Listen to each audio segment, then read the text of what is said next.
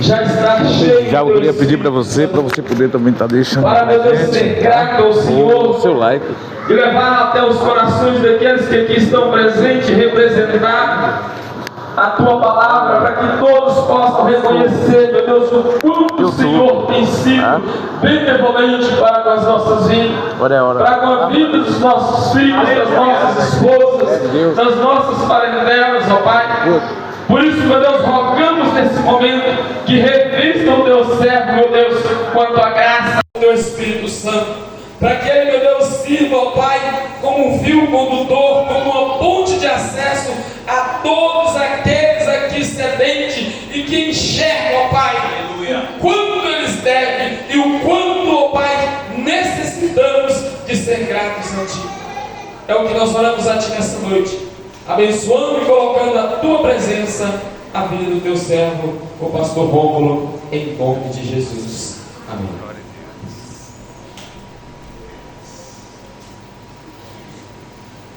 Aleluia. Pode tomar seu assento, pode se sentar.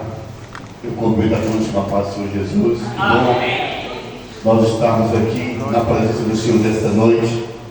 O Espírito do Senhor está aqui. Nós vamos compartilhar a palavra de Deus nesta noite.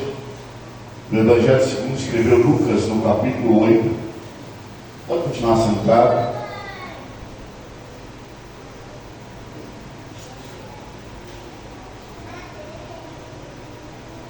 Capítulo 8, do versículo 1 até o versículo de número 3.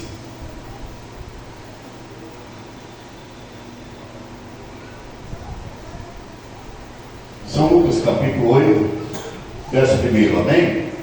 Que nos diz: aconteceu depois disto que andava Jesus de cidade em cidade, de aldeia em aldeia, pregando e anunciando o evangelho do reino de Deus, e os 12 iam com ele, e também algumas mulheres que haviam sido curadas de espíritos malignos e de enfermidades.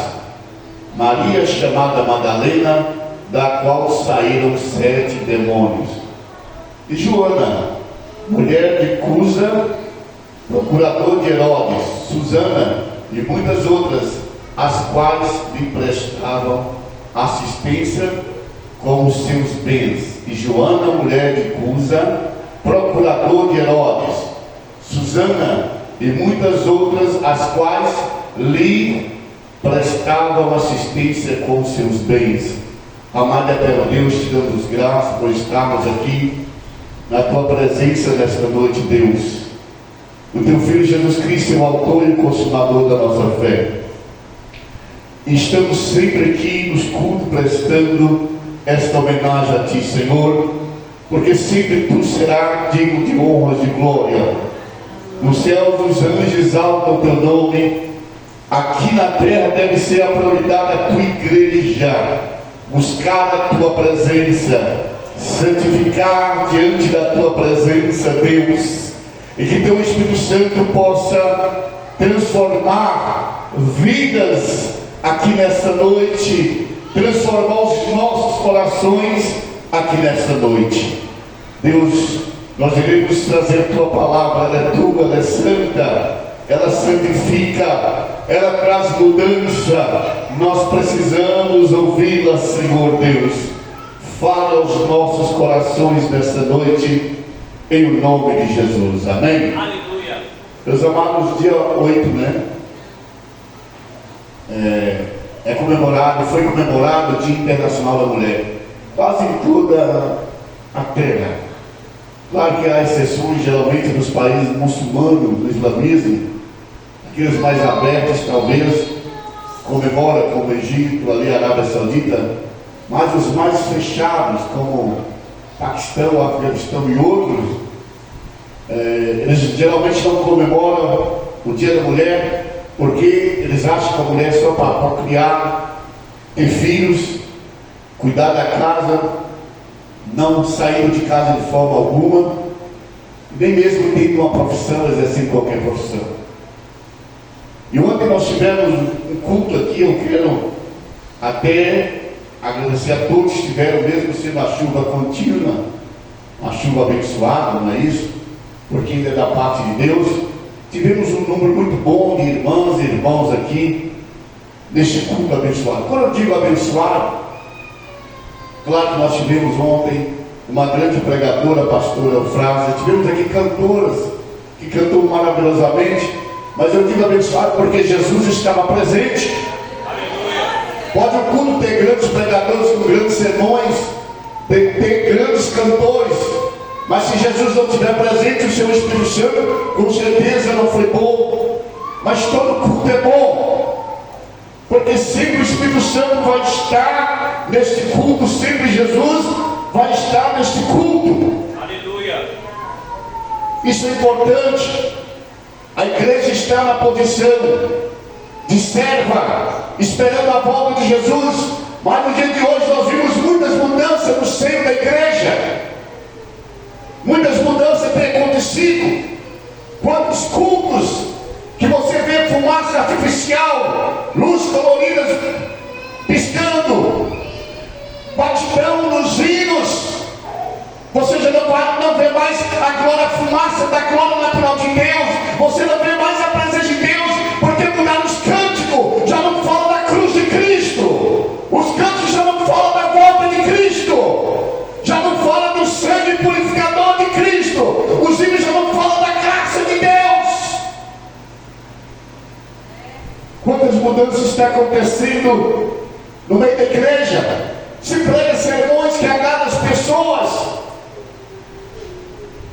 As pessoas aceitam Jesus, mas não querem arrepender dos seus pecados, das suas vidas, continuam como antigamente. E a igreja tem abraçado cadáveres que estão fedendo espiritualmente. Pessoas que se dizem que aceitaram Jesus, mas continua o velho homem, porque já não está aceitando mais a presença do Espírito Santo de Deus. É importante que o Espírito Santo direcione a vida da igreja. Se nós perguntássemos aos apóstolos lá no passado, diria quão importante foi a direção do Espírito Santo para a expansão da igreja, para o crescimento da igreja, para a salvação das almas, para os milagres.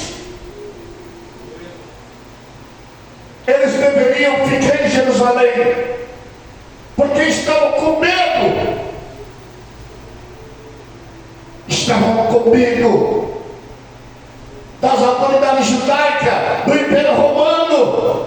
Estavam com medo de ser mortos, de morrerem pelo Evangelho. Então eles precisavam desse dinamismo, dessa unção do Espírito Santo sobre a vida da igreja.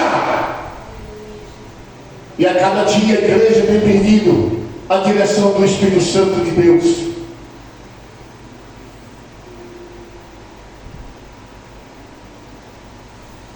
Nós precisamos da presença do Senhor. Nós precisamos da direção do Espírito Santo para que a igreja possa chegar até o final. Quando nós olhamos o apóstolo Paulo, lá em 1 Coríntios 9, capítulo 24, nós veremos também em 2 Timóteo, capítulo 4, 7. Paulo ele usa uma metáfora, ou seja, ele faz uma alusão, uma comparação do cristão, do crente. E ele usava frequentemente essa comparação. Ele comparou como um soldado, aquele que deve combater e jamais fugir da guerra. Ele vai fazer uma comparação com o lavrador. Isso fala da paciência até a volta de Cristo, abrir as covas, lançar semente, molhar, esperar o crescimento. Ele vai fazer também uma comparação do cristão como atleta. O atleta tem um objetivo, um foco, que é ganhar a corrida, chegar até o final. E nós temos um objetivo de um dia sermos coroados por Cristo. Aleluia! Glória a Deus! E nós já estamos no final da corrida. Quando se tem uma maratona como a que ocorre no Brasil, a principal, que que na passagem de Ana, São Silvestre, ali na cidade de São Paulo, aqueles inúmeros atletas, no momento que a dada largada, eles correm, e aqueles filhos experientes, eles disparam na frente. Mas nós podemos ver que aqueles atletas experientes, eles vão mais devagar, porque eles sabem que a corrida é longa. Eles precisam guardar energia para estar até o final, onde eles vão disparar, onde aquelas energias que eles guardaram no início vão ser usadas no final, porque vão precisar dela. E aqueles inexperientes que colocam toda a energia no início da corrida, quando estão chegando na metade, eles estão parando. Então Paulo nos compara um atleta. A maratona, vamos encontrar obstáculo a cada dia na nossa fé. Na nossa peregrinação aqui na terra, nós vamos ter contínuos obstáculos, como está aqui na Sagrada Escritura. Mas o principal da corrida é o final. Aleluia. É receber, é ser galardoado aquele grande dia, quando a igreja chegar aos céus, o Senhor vai dizer: bendito meu Pai, possui por herança o reino que vos está preparado desde a fundação do mundo. Mas quando às vezes o Senhor olha de lado, está faltando pessoas que já não estão correndo mais essa corrida. Quantos ficaram para trás? Quantos não estão aqui mais porque não suportaram as lutas, se embaraçaram com as coisas deste mundo? E o consolado de Cristo não pode se embaraçar com as coisas deste mundo. Retrocederam.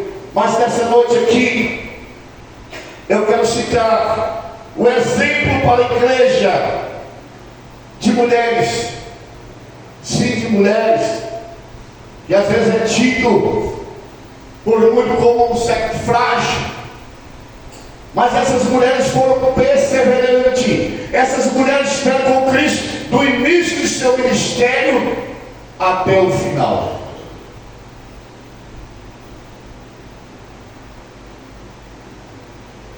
E nós queremos falar dessas mulheres da perspectiva do Evangelho de Lucas.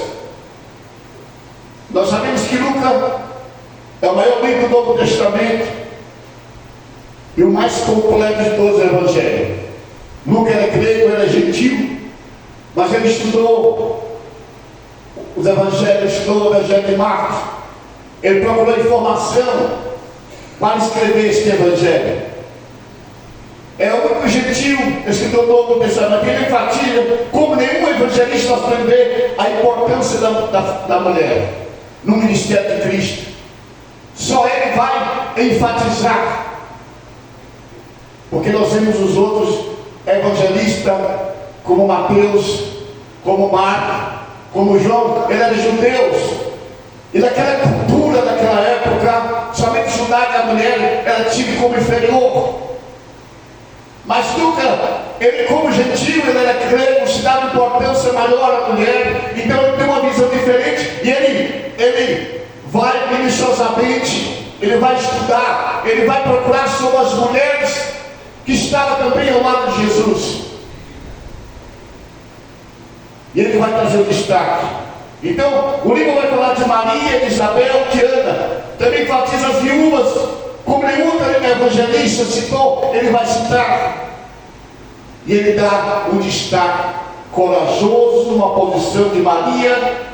Ele vai falar do cântico de Maria, o único evangelista que fala do cântico magnífico, ou seja, o cântico magnífico. Quando o anjo aparece a Maria, ela canta. Somente Lucas destaca esse cântico. Ele fala de Marta e Maria nesse episódio, a casa ali. Quando Jesus vai àquela casa e Marta não deixa o seu trabalho para receber Jesus, mas Maria queda-se, ou seja, lança aos pés de Jesus. Então, ao destaque de Lucas nesta história, ele mostra o cuidado final de Jesus com a sua mãe no pé da cruz. Aleluia. Ele mostra isso também.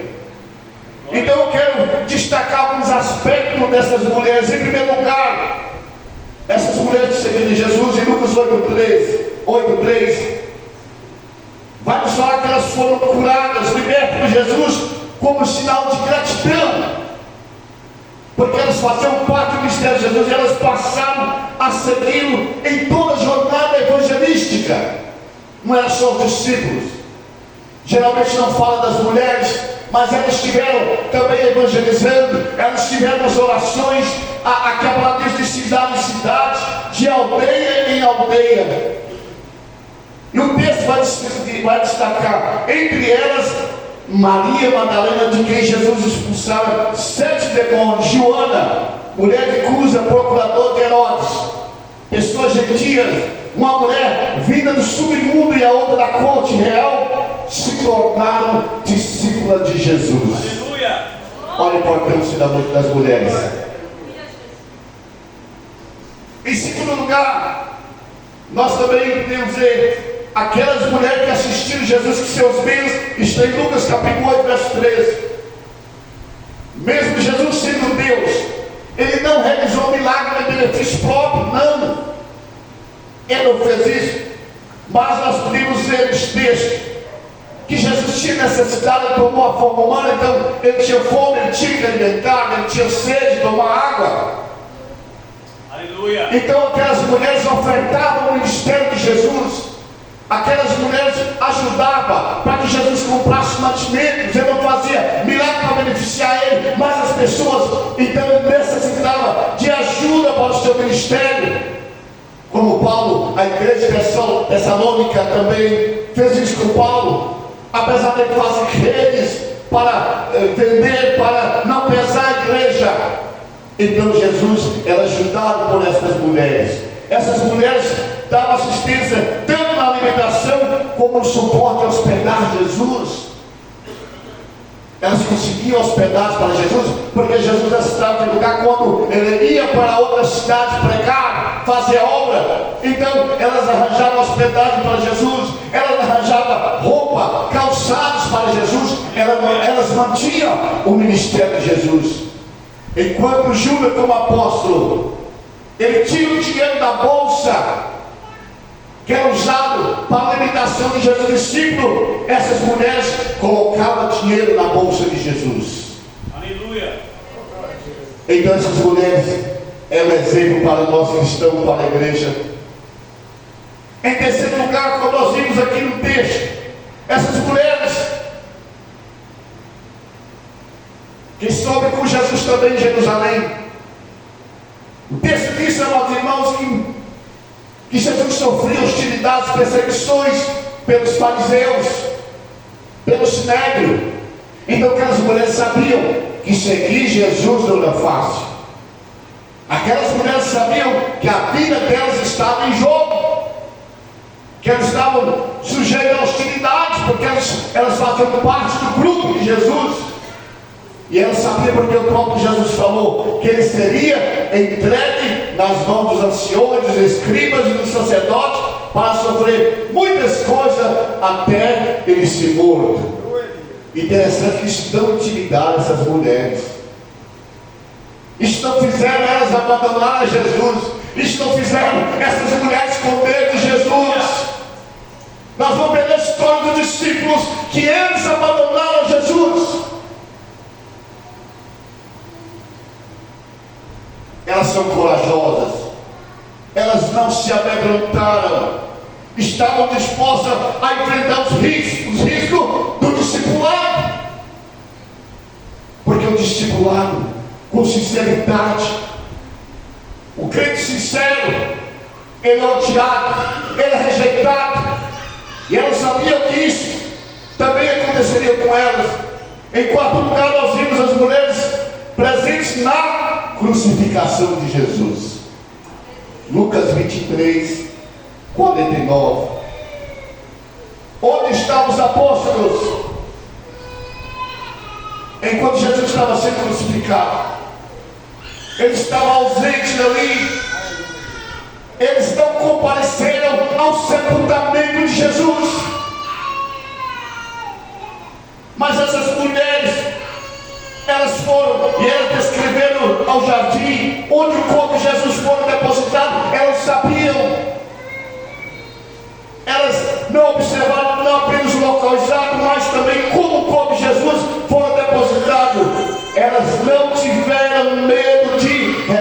manipulação, de intimidação, pelos créditos da época, elas foram ao sepultamento de Jesus. Em sexto lugar, as mulheres foram comprar perfumes no final do sábado para embalsamar o corpo de Jesus. Onde estavam os discípulos? Jesus morreu na sexta-feira às 3 horas da tarde. E tem no sábado começado na sexta às 6 horas, porque assim é o horário judaico. Aleluia. O sábado começa na sexta às 6 horas. E era um tempo curto de solicitar permissão a Pilatos para tirar o corpo da cruz, para eles conseguirem tirar o corpo de Jesus da cruz e prepará-lo para o sepultamento. O tempo foi curto. E elas perceberam que o serviço de embalsamento precisava de um retoque. E elas investiram o seu dinheiro, não era barato. E elas investiram o dinheiro para embalsamar, para perfumar o corpo de Jesus, onde estavam os discípulos. Em sétimo lugar, as mulheres foram ao túmulo de Jesus no domingo de madrugada, Lucas 24:1. Os apóstolos não foram, eles não estavam ali. Enquanto os apóstolos estavam trancados com medo de serem presos, de serem martirizados, elas com muita coragem, elas com muita determinação, elas foram ao túmulo de Jesus. Elas viram e ouviram primeiro os anjos. Elas tiveram o primeiro contato, viram os anjos. Foram elas ali que participou naquele momento, chegou até o túmulo de Jesus. E foram elas a primeira a anunciar a ressurreição de Jesus. Deveriam ser os seus discípulos, aquele que ele comissionou, aquele que ele chamou um após outro, deveriam ser os primeiros. Aleluia. Em oitavo lugar, elas foram proclamar aos apóstolos que Jesus tinha ressuscitado. Lucas 24, no versículo 2 ao 12. Enquanto as mulheres estavam em plena atividade, os apóstolos estavam inativos, trancados, com medo dos judeus. E eles chegaram para eles, falaram com precisão Aleluia. que Jesus tinha ressuscitado. Elas deram o mínimo detalhe. Os próprios discípulos a caminho de Emaús, eles relataram. Dentro delas ainda eles relataram que as mulheres os falaram para eles sobre a ressurreição de Jesus, mas eles não creram. Depois que Jesus caminhou com eles, vão perceber que Jesus tinha ressuscitado. Aleluia. Em nono lugar, as mulheres estavam presentes quando Jesus deu a grande comissão aos seus discípulos. Quando Jesus deu a comissão para eles, quando Jesus apareceu a eles, censurou a incredulidade dos mesmos e deu-lhe a grande comissão, prometendo revestimento de poder, o derramamento do Espírito Santo. As mulheres estavam junto naquele momento também participando. Então os irmãos vejam o andamento do ministério de Cristo, a presença dessas mulheres. Em décimo lugar, as mulheres estavam presentes da ascensão de Cristo. Elas seguiram Jesus. Elas foram para o Monte da Oliveira, em direção, como diz a Bíblia, a Betânia. Quando Jesus abençoou e foi assunto ao céu, elas viram o triunfo de Cristo e alegraram. Lucas 24, 50 a 53, na ascensão de Jesus. Naquele momento eles começam a tumultuar. Senhor, quando vai ser a instalação do reino? Eles estavam preocupados com o cargo que eles teriam, qual seria a participação deles na instalação. Eles acharam que seria naqueles dias. Jesus disse que isso não convinha de saber as estações do tempo, porque isso competia ao Pai. Ali também as mulheres estavam junto, ouvindo essa conversa. Em 11º lugar, as mulheres voltaram com o discípulo para o cenáculo. Atos Apóstolos, capítulo 1, versos 12 e 14. Elas estavam presentes naqueles 120 pessoas reunidas, que ficaram 10 dias ali no cenáculo, até recebeu o revestimento, o batismo com o Espírito Santo, a promessa de poder, elas oraram na mesma sintonia que os discípulos. Em 12º lugar, as mulheres foram cheias do Espírito Santo de Deus. Elas receberam revestimento, poder também para pregar. O derramamento foram também sobre elas. E em último lugar, em 13º lugar, as mulheres falaram das grandezas de Deus, porque o batismo do Espírito Santo, muitas pessoas acham que era falar mistério ali, falar não. A Bíblia diz que todos ali falaram no língua inteligível, que as pessoas entendiam. Havia muitas nacionalidades, grega, mesopotâmica, ali de toda parte da região do Oriente Médio, falavam alguns idiomas diferentes, mas naquele momento todos falavam a mesma língua e entendiam. A Bíblia diz que falavam das grandezas de Deus.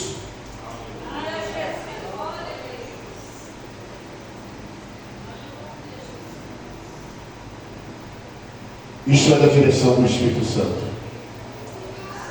Isso era poder. Elas eram discípulas de Jesus.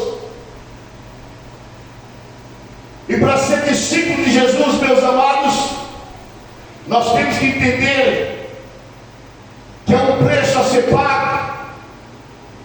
E às vezes nós queremos pagar este preço que Jesus exige da sua igreja. Carregar a cruz de Cristo, muitas vezes, se você como discípulo, se nós como discípulo de Cristo carregarmos realmente a cruz, nós vamos viver uma vida de solidão. Sabe por quê? Os nossos amigos vão nos rejeitar. A Bíblia diz que Enoque andou com Deus. O mundo não era digno de Enoque. Enoque era rejeitado pela sociedade presente nos seus dias, até que um dia a Bíblia diz que Deus tirou Enoque para si. E o dia que isso acontecer com a igreja, seremos rejeitados, seremos odiados, muitas portas baterão na nossa face, iremos estar chorando constantemente, seremos criticados. Esse é o preço, e esse é o preço que nós precisamos pagar, que a igreja precisa pagar, quando nós temos evasão, a presença do Espírito Santo de Deus. Aí as perseguições virão contra a igreja. Não há perseguição, pelo menos no Brasil, em grande parte do mundo, apenas nos países cortina de ferro, na janela ali, 50 ali, no Oriente Médio. Mas nós temos liberdade. Mas olha o que está acontecendo na igreja, principalmente no Brasil. Aleluia. Outro dia eu vi um deputado político criticando um pastor de renome no Brasil por ele se envolver na política. Como ganharemos essas pessoas para Jesus? Elas olham para a igreja no dia de hoje, não tem mais sede de nós. Há muitos anos, no ponto de ônibus, eu vi umas donas conversando, dizendo: os crentes estão como nós. Eu vi isso há muitos anos. Meus irmãos, vejam, nós não estamos dando sede às pessoas mais. A igreja primitiva, todos os dias o Senhor acrescentava salvar, porque tinha testemunho, porque tinha vida reta. Era uma igreja temente. As pessoas de Jerusalém olhavam para a igreja e ele dizia: eu quero ir no caminho, porque nós chamamos no caminho. As pessoas se convertiam. O mundo estava vendo Jesus na igreja.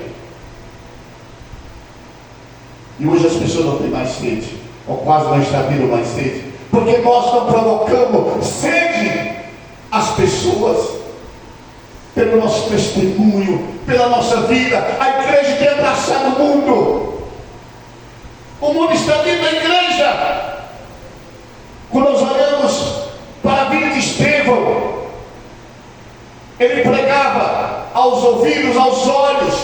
Estevão tinha testemunho de vida. A sua vida era superlativa espiritualmente. Não havia abismo da sua pregação e seu exemplo de vida no meio da sociedade ali em Jerusalém. Porque a Bíblia diz que era um homem temente, um homem de caráter, o homem que buscava Deus. Isso levou o ódio aos seus adversários, porque a fé daquele homem, o testemunho, mexia com os créditos da época. Aleluia.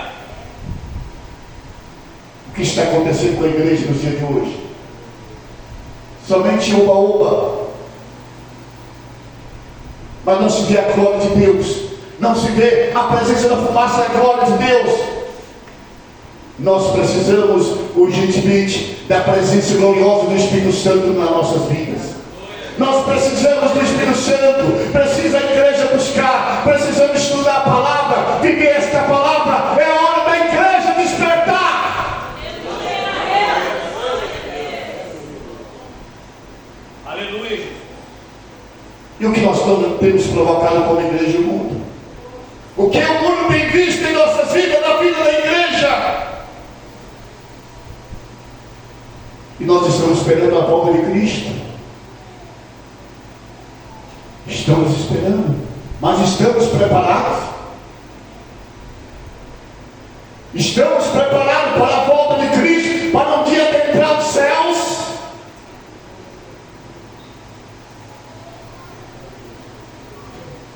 Eu disse uma certa vez, quando eu vi o testemunho de alguns crentes chineses, eles estavam alegres. Eles estavam alegres porque eles estavam sendo perseguidos. Lá ser cristão, não se cursa universidade, não se estuda, não se pode trabalhar, é perseguido. A não ser aquelas igrejas reconhecidas pelo governo, que ali eles vão até aquelas igrejas, tem cama para filmar, não se pode pregar a volta de Cristo, não se pode pregar o milênio de Cristo. Mas aquelas perseguidas que é nos apartamentos, aquelas escondidas que pregam a volta de Cristo, o reino milenar de Cristo, essas igrejas estão perseguidas. Então os crentes são tirados da faculdade, não podem trabalhar, e eles glorificando a Deus. Pastores foram lá filmar e eles dizendo: somos alegres, porque somos perseguidos pelo Evangelho de Jesus Cristo, somos colocados em cadeias, somos mortos, as nossas igrejas são quebradas, porque seguimos a Jesus. Aqui dá dor de cabeça e nós falamos: Jesus nos abandonou. Temos problema financeiro, Jesus não está comigo. Eu sou dizimista, eu sou ofertante, eu sou isso, aquilo. Qualquer coisinha dói o nosso calcanhar. Que crentes que nós temos sido, irmãos. Que evangelho que nós temos vivido. Que evangelho que nós temos pregado. Mas o Senhor nos dá sempre a segunda chance. É o Deus da segunda chance. É o Deus que tem enviado o seu Espírito Santo. Por isso que a igreja precisa do Espírito Santo. Já imaginou aqueles discípulos ali comendo no cenáculo? Que evangelhos pregariam? Que vidas seriam transformadas? Que temor ocorreria? O evangelho chegou por 20 anos do Império Romano. Mas sem a presença do Espírito Santo nada aconteceria. Assim também na vida da igreja de hoje. Aleluia. E o Espírito Santo está aqui para trazer mudança à igreja. Aleluia. A sua vida, a minha vida, em ser diferente. Na nossa casa, no trabalho, na escola, lá na faculdade, nos nossos negócios. Jesus está presente. Muitos acham que Jesus está presente só na igreja, então de oba-oba, mas não tem a presença do Senhor. Há muito barulho, trovão, mas não há chuva do Espírito Santo de Deus. É hora de nós abrirmos os olhos, é hora de nós tomarmos a posição como igreja santa do Senhor. Vamos colocar sobre nossos pés essa noite. O Espírito Santo de Deus está aqui. Ele é santo. Ele é santo. Ele é santo. O diabo entrou na igreja primitiva, ele filtrou. Usando na minha sexta-feira, o Senhor começou a abençoar a igreja. isso acontece? Houve uma briga muito forte de Paulo e Pedro, quase foram estados. Ele sempre tentará tirar a igreja da presença do Senhor. Então nós temos que tomar postura, ter desejo de Deus, ter vontade de buscar a Deus. Quantos crentes vêm para a igreja empurrados? Geralmente eu digo isso.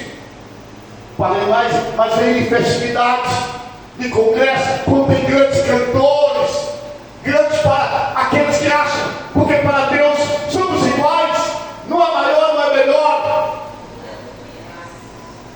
Eu até condeno a venda da música, porque se louvor para Deus não pode ser negociado, não pode vender o louvor. Se é Deus que deu, é para louvar a Deus, então por que vender? Tem que mudar. Então não é para Deus, é para ganhar dinheiro. Precisamos mudar, e somente o Espírito Santo de Deus pode trazer mudança. Glória a Deus, aleluia. Quando nós abrimos o coração, ele diz: estou a porta e bate.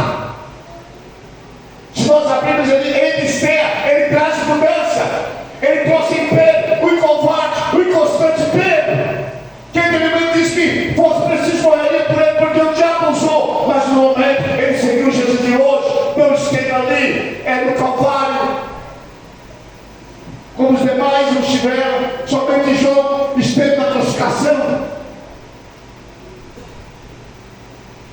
Então o Espírito Santo nós precisamos é ter de dobrar o joelho na nossa casa, na igreja, começar a buscar o Senhor, sermos mais sinceros, mais tementes a Deus, deixarmos orgulho.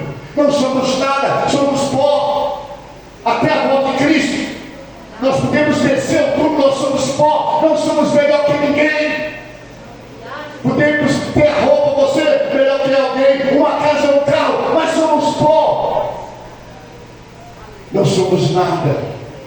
Precisamos da graça e da misericórdia do Senhor. Nós vamos orar nesta noite. O Espírito Santo está aqui. Lá em Pentecostes eu creio que ele chorar. Os demais discípulos chorou ardoramente, pedindo ao Senhor mudança de vida. Pedro chorou, os demais choraram também. E o Senhor também está aqui para mudar o nosso coração, a maneira de nós vivermos. Porque essa palavra fala ao meu coração, ao seu coração. Por isso que nós precisamos que seja pregada a verdadeira palavra, não para agradar homens. Quando você prega essa palavra, mexa comigo que essa palavra me cutuque, dizendo como você precisa mudar. Então a pura, genuína palavra de Deus tem que ser pregada, não agradar homens, mas agradar o Espírito Santo de Deus. Eu vou convidar aqui na frente o irmão Raimundo, ele vai fazer essa oração. Ele vai estar fazendo essa oração nesta noite. Feche seus olhos agora. É o momento de nós, cada um, particularmente com o Senhor. Deus te ama, Deus me ama. E o Espírito Santo está aqui para trazer mudança nas nossas vidas. Precisamos mudar. Aleluia. Que evangelho nós estamos vivendo? Será que nós podemos pregar este evangelho às pessoas? Que mudança vai acontecer com as pessoas? Vamos pedir ao Senhor que possa tirar as nossas vaidades, essas peculiaridades, que tem tido roupas que precisam ser desvestidas nessa noite. Que essas capas caiam por terra. Nós não podemos viver uma vida de teatro. Não pode haver um abismo entre aquilo que nós pregamos e aquilo que nós somos. O nosso testemunho tem que estar à frente das nossas pregações, da nossa palavra. Mas Ele está aqui para trazer mudança. Ele está aqui nesta noite, o Espírito Santo de Deus, porque o nosso corpo é templo novo, é Espírito Santo de Deus. O teu corpo, o meu, é templo da vida, o Espírito Santo de Deus. E eu creio que Deus vai trazer mudanças aqui nesta noite.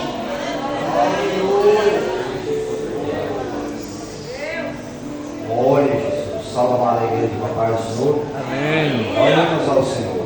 Glória aos Deus e querido Pai. No nome do teu Filho Jesus Cristo, o qual foi dado todo o poder nos céus e na terra.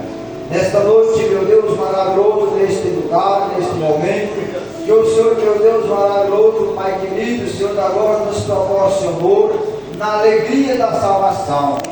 Nós te rendemos, ó Deus maravilhoso, graças e suplicamos que o Senhor, na infinita misericórdia do Senhor, atenta, meu Deus, Já nesta noite eu quero agradecer por você que está aí do outro lado da tela, ouvindo o culto aqui da Igreja da Assembleia de Deus. Da tua unção sobre a vida da tua Participe igreja, você também, porque deixe sua estamos mensagem a gente para te aí. adorar. Você também Ensina-nos, ó pode Deus maravilhoso, sermos junto com a verdadeiramente gente, a luz do mundo e o sal da terra, Pai. nos ajudando. Sabemos que a tua palavra, ó Deus maravilhoso, ó Pai querido, converte o homem, mas a palavra do homem, ó Deus, convence, ó Deus maravilhoso, ó. Mas antes que a palavra convença, ó Deus maravilhoso, Senhor da glória, sabemos que, ó Deus, que o exemplo arrasta, ó Pai. Por isso, meu Deus maravilhoso, nós te rendemos graça e te pedimos, Senhor, que o Senhor nos ensine a dar testemunho de um cristão verdadeiro, meu Deus. Não basta, meu Deus maravilhoso, conduzir a tua palavra,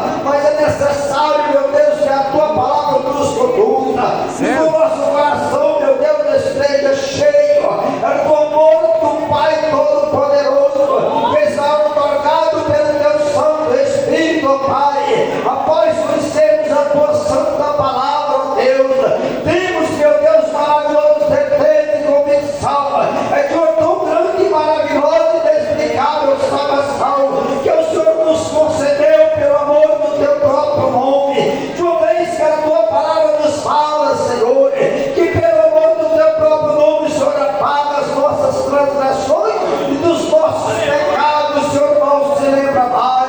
Não somos, meu Deus maravilhoso, ó Pai querido, Senhor da glória, nós que te escolhemos, mas o Senhor que nos escolheu para que nós façamos fruto e o nosso fruto permaneça para sempre, porque somos guiados, meu Deus, pelo teu Espírito, somos lavados, meu Deus, pela tua palavra, conforme nesta noite já foi nos revelado, Senhor, que nós somos limpos pela palavra, porque a palavra é o verbo de Deus, e o verbo de Deus é o Senhor Jesus, que se fez carne e habitou no meio dos homens para nos direcionar os nossos passos, os nossos sentimentos, os nossos pensamentos, para nos fazer, meu Deus, herdeiro de Deus e co-herdeiro de Cristo, para nos proteger, meu Deus, das assassinadas do inimigo, da peste deliciosa, da seta que foi o meu dia, a ação do Deus amado. Mas nós que somos filhos de Deus, somos guiados pelo Espírito de Deus, logo, meu Deus maravilhoso, andamos na pessoa do teu Santo Espírito, para executar a obra do teu santo apóstolo e profeta, iniciar o mundo do sacrifício, aonde muitos perderam a vida, Pai maravilhoso, homens, meu Deus, que a terra não era digna de receber, mas a história de Deus nos revela é que nós fomos aperfeiçoados dele, Senhor. Ah, Santo Deus amado, que nós possamos compreender a tua palavra como ela é, que nós não venhamos compreender como nós queremos, mas que nós venhamos entendemos, porque o autor que inspirou os profetas, reis, sacerdotes, pescadores, boiadeiros, para nos revelar, esse mesmo autor está na minha vida e na vida da tua igreja, Pai. O Espírito Santo nos conduza e nos ensina a sermos santos em toda a nossa maneira de viver, que o Senhor nos conduza aos nossos